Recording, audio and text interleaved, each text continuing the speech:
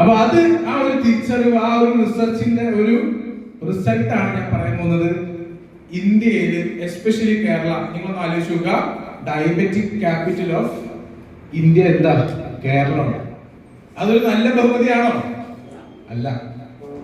ഇന്ത്യയിൽ ഏറ്റവും കൂടുതൽ ആശുപത്രികളുള്ളത് കേരളത്തിലാണ്.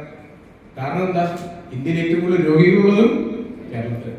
അപ്പൊ നമ്മുടെ ആരോഗ്യത്തിൽ എന്താ ഇത്ര പ്രശ്നം? അത് ഞാൻ അനലൈസ് ചെയ്തപ്പോൾ വളരെ സിമ്പിൾ ആയിട്ട് എനിക്ക് മനസ്സിലായ കാര്യം ഇതാ.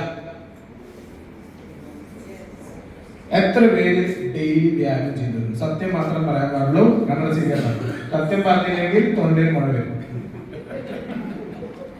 ഓക്കെ, 10% പേര് ഡെയിലി എക്സസൈസ് ചെയ്യുന്നുള്ളൂ. 10%. ഇത് ഈ ഒരു പോപ്പുലേഷനിൽ ഓക്കെ മൊത്തം ജനങ്ങളോട് ചോദിക്കുകയാണെങ്കിൽ ആ 1% പോലും ഉണ്ടാവില്ല. പക്ഷെ പണ്ടത്തെ അപേക്ഷിച്ച് നിങ്ങൾ നോക്കും, പണ്ട് നമ്മുടെ അച്ഛനമ്മമാരെയൊക്കെ ഡെയിലി ആയാസമുള്ള ജോലികൾ നല്ലപോലെ ചെയ്യുന്ന ആൾക്കാരായിരുന്നു. വെള്ളം കോരണം, വിറക് വെട്ടണം, അടിച്ചു വാരണം, അല്ലേ? ഇന്ന് നമുക്ക് അങ്ങനത്തെ പണികളുണ്ടോ? ഇല്ല.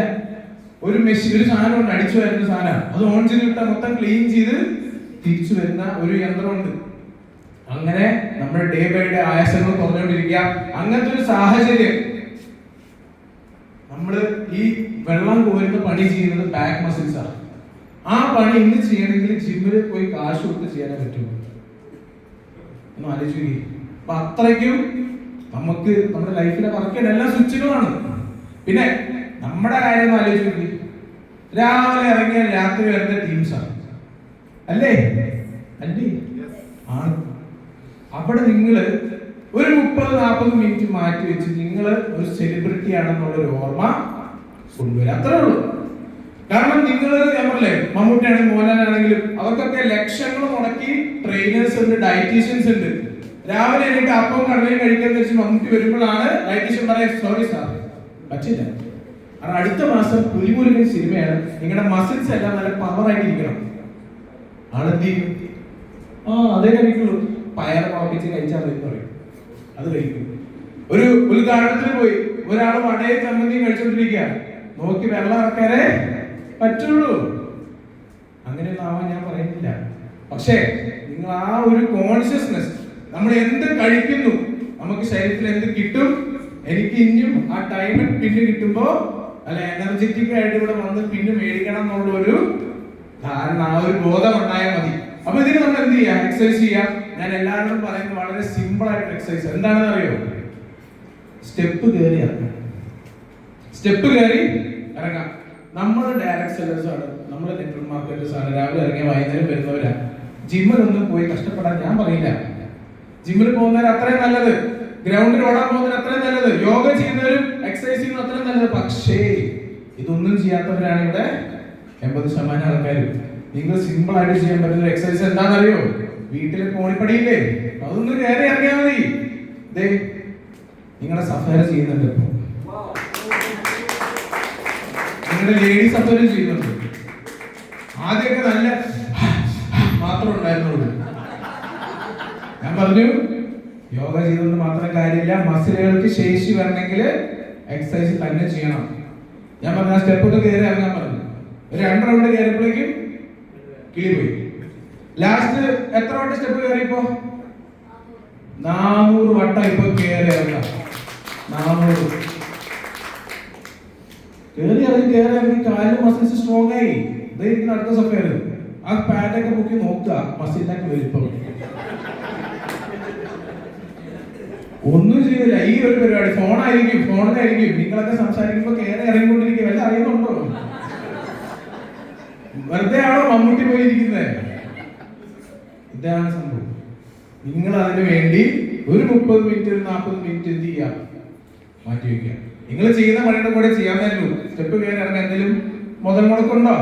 വേറെ എവിടെയും പോകണോ? വീട്ടിൽ തന്നെ ഉണ്ടാവും. ഇനി വീട്ടിലാണ് സങ്കല്പിക്കുക, അടുത്തുള്ള ഏതെങ്കിലും പഞ്ചായത്ത് കോംപ്ലക്സ് ഉണ്ടാവില്ലേ, അവിടെ കയറി ആൾക്കാർ കയറി ഇച്ചിരി വട്ടനായിരിക്കുന്നു. പക്ഷെ മൈൻഡ് ആക്കണ്ട. നിങ്ങൾ ആലോചിക്കുക, ആൾക്കാർ നോക്കുമ്പോൾ ഒരാൾ കയറുന്നു ഇറങ്ങുന്നു, എന്തോ ഇവിടെ തകരാറുണ്ട്. മൈൻഡ് ആക്കണ്ട. കാരണം നിങ്ങൾ അത് ചെയ്യുമ്പോൾ നിങ്ങളുടെ ലോവർ മസിൽസ് വളരെ സ്ട്രോങ് ആണ്. ലോവർ മസിൽസ് സ്ട്രോങ് ആക്കണം. കാരണം നമ്മുടെ ബോഡിയിൽ 3 ഹാർട്ട് ഉണ്ടെന്നാണ് പറയുന്നത്. അതിൽ 2 ഹാർട്ടാണ്, കാഫ്.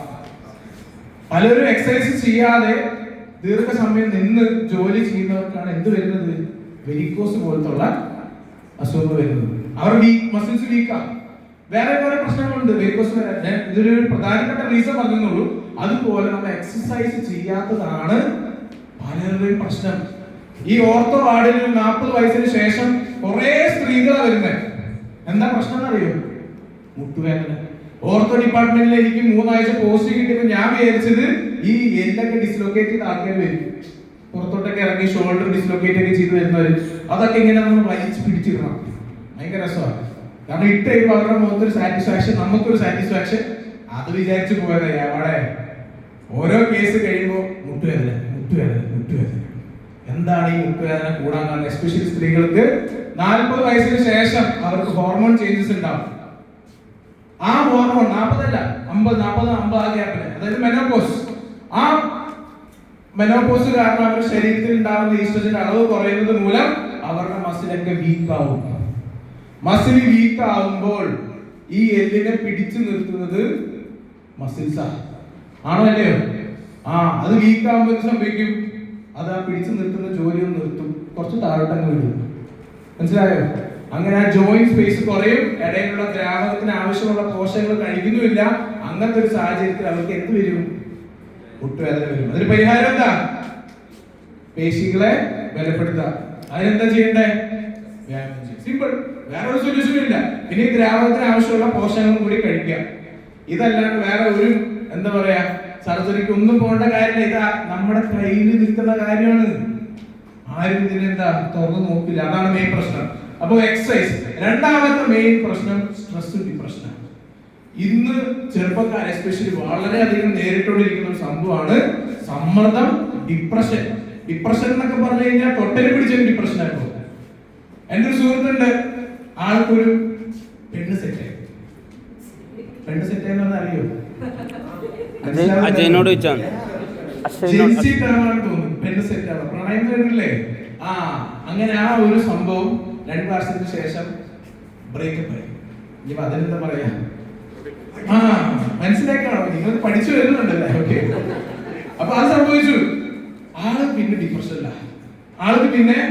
ഡിപ്രഷനിലായി. എന്താണ് ഡിപ്രഷൻ എന്ന് ചോദിച്ചപ്പോ ആദ്യം ഞാൻ കണ്ട കാര്യം വെച്ചാൽ നമ്മുടെ കൂടെ സ്ഥിരമായിട്ട് പുറത്ത് കഴിക്കാൻ വരുന്ന ആളാ, കളിക്കാൻ വരുന്ന ആളാ, അതിന്നൊക്കെ ആള് മാറി നിൽക്കാൻ തുടങ്ങി. വിശപ്പില്ല. ആൾക്ക് ഡിപ്രഷൻ വന്നപ്പോ ഏറ്റവും ആദ്യം സംഭവിച്ചത് ആൾക്ക് വിശപ്പില്ല, ആൾക്ക് ഒന്നും ഭക്ഷണം വേണ്ട, ഒന്നും വേണ്ട. 2, ആൾക്ക് പുറത്ത് നമ്മൾ കളിക്കാൻ പോകുമ്പോ കളിക്കണ്ട, ഭയങ്കര കളിച്ചോണ്ടിരുന്ന മനുഷ്യനാണ്. കളിക്കാൻ വരണ്ട, സിനിമ കാണാൻ വരണ്ട, ഒന്നും ചെയ്യണ്ട. എന്താ സംഭവിച്ചേ? ഡിപ്രഷൻ. എന്താ ബാധിച്ചത്? ബോഡി മൊത്തം ബാധിച്ചു. സ്ട്രെസ്സും ഡിപ്രഷനും വളരെ വില്ലനാണ്. ജസ്റ്റ് ഒരു ഉദാഹരണം പറഞ്ഞാൽ, നമ്മൾ നടന്നുകൊണ്ടിരിക്കുക, പെട്ടെന്ന് ഒരു പട്ടി അടിക്കാൻ വന്നു, നമ്മൾ എന്ത് ചെയ്യും? ഓടും, ജീവനം കൊണ്ട് ഓടും. ഓടി ഒരു രക്ഷയില്ലാത്ത സ്പീഡിൽ ഓടും. പിന്നെ നിങ്ങൾ ആ ജീവിതത്തിൽ ഈ ഒരു സ്പീഡിൽ നിങ്ങൾക്ക് ഓടാൻ പറ്റുമോ? നിങ്ങൾ ശ്രമിച്ചു നോക്കൂ. ആദ്യം പട്ടിനെടുത്തൊന്ന് വെറുപ്പിക്കുക, അപ്പൊ കടിക്കാൻ വരും. നിങ്ങൾ സ്പീഡിൽ ഓടും, നിങ്ങൾ ടൈം റെക്കോർഡ് ചെയ്തിട്ട് പിന്നെ നോക്കും, നിങ്ങൾക്ക് ആ സ്പീഡിൽ എത്താൻ പറ്റില്ല. കാരണം ആ സ്പീഡിൽ ഇനി ഓടണമെങ്കിൽ നിങ്ങളുടെ പിന്നാലെ പട്ടി തന്നെ വേണം. അതിന് പ്രധാനപ്പെട്ട കാരണം ആ സമയത്ത് നമ്മുടെ ശരീരത്തിൽ ഉണ്ടാകുന്ന ഹോർമോണാണ് അഡ്രിനാലിൻ. അത് നമുക്ക് ഇല്ലാത്ത പവർ തരും. ആ ഹോർമോൺ തരും. ആ ഹോർമോണിന്റെ ഇത് കാരണം ഒറ്റ ഓട്ട. അവിടെ നിങ്ങളുടെ ബോഡിയിൽ ഉണ്ടായത് സ്ട്രെസ്. ആ സ്ട്രെസ്സിന് സമയത്തുണ്ടായ ഹോർമോണാണ് അഡ്രിനാലിൻ. Yes sir. എന്താണ്? ഓക്കെ.